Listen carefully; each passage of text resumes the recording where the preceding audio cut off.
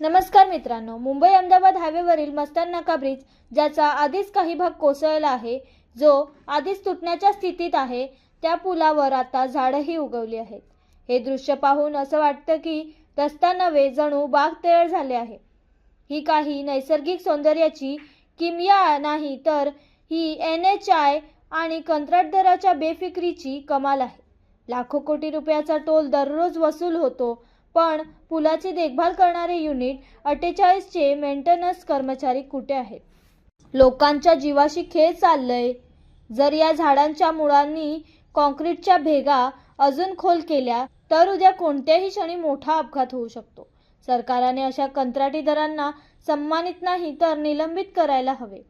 हा हायवे म्हणजे प्रवाशांसाठी मौत का कुवा बनत चालला आहे। नागरिकांची मागणी आहे की पुलाचे त्वरित दुरुस्ती आणि संपूर्ण रचनात्मक तपासणी करण्यात यावी, जेणेकरून मोठा अपघात टळू शकेल।